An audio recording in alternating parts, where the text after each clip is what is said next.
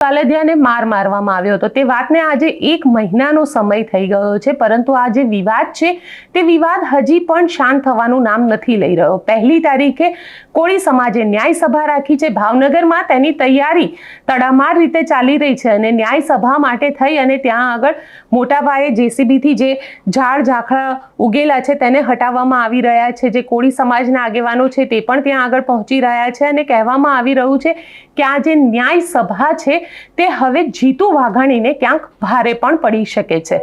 પરંતુ આ બધાની વચ્ચે સવાલ હવે એ ઊભો થઈ રહ્યો છે, આ આખા મામલાની અંદર હવે નવનીત બાલદિયા એક મોટો ઘટસ્ફોટ કર્યો છે અને આ ઘટસ્ફોટ કર્યો છે માયાભાઈ આહિરને લઈને।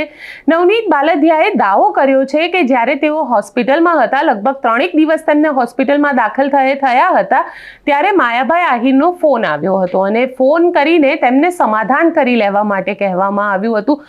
ના માત્ર માયાભાઈનો ફોન આવ્યો હતો, પરંતુ અન્ય જે આગેવાનો છે તેમને દ્વારા પણ ફોન કરાવવામાં આવ્યા હતા। એનો મતલબ સીધો એવો થઈ રહ્યો છે કે માયાભાઈ જાણી રહ્યા હતા કે જયરાજ આહિર દ્વારા જ નવનીત બાલદિયાને માર મારવામાં આવ્યો છે। અહીંયા સવાલ અમે તમને પૂછી રહ્યા છે, શું જયરાજ આહિર દ્વારા જ નવનીત બાલદિયાને માર મારવામાં આવ્યો છે અને માટે જ તેઓ સમાધાન કરાવવા માટે ફોન કરી રહ્યા હતા?